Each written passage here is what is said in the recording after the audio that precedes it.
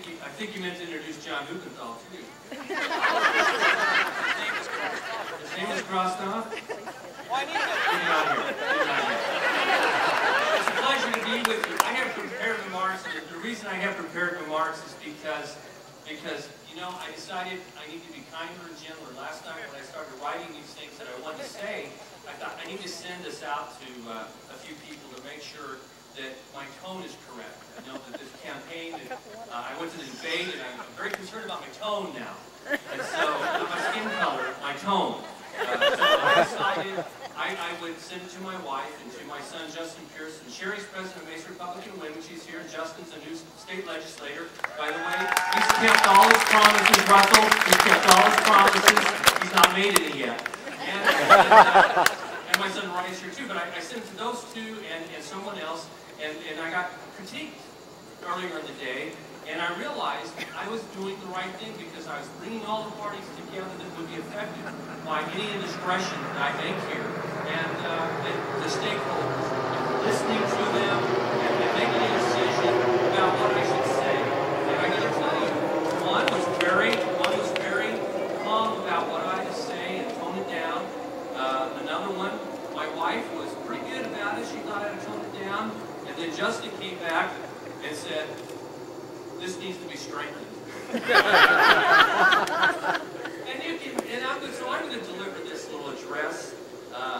There are things that I've been thinking about. Mind you, it is toned down a little bit, but I'm going to get closer to the mic so you can hear this.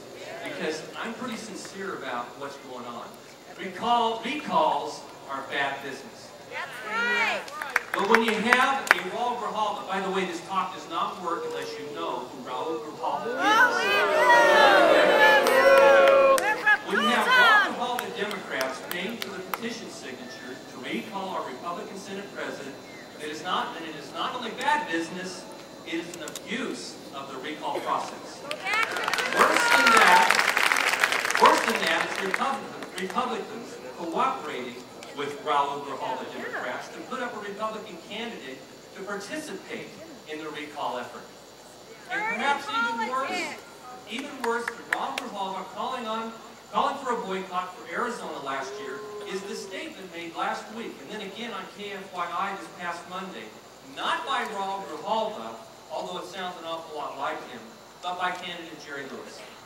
What did he say that was so reprehensible? He said that Arizona was akin to 1964 Alabama. A comment that he stands by and will not back down from. I don't know about you, but I haven't seen anything in Arizona akin to racial hatred, segregation, church burnings, even murders that took place in 1964 Alabama. If that were the case, I have a hard time believing that the National Football League would have decided just a few days ago to award Arizona the honor of hosting another Super Bowl.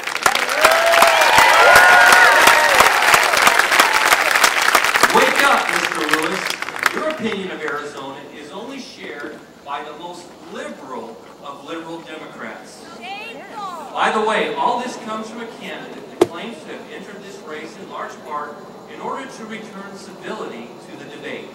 If Mr. Lewis believes calling us all racist is civil debate, then I can only wonder what he believes rises to the level of incivility. Is Jerry Lewis really that out of touch with the voters of District 18? Yes, he is. And the only chance he has in this election is with the Democrat vote. What does that tell us? Jerry Lewis is wrong for District 18. He is wrong for Mesa. He is wrong for Arizona. The nonsense needs to end now. Let's work extra hard these last 3.5 weeks and make sure the real Republican, Russell Pierce, is returned to the Arizona State Senate. Thank you, everyone. It's a pleasure to be here and look forward to Russell Pierce.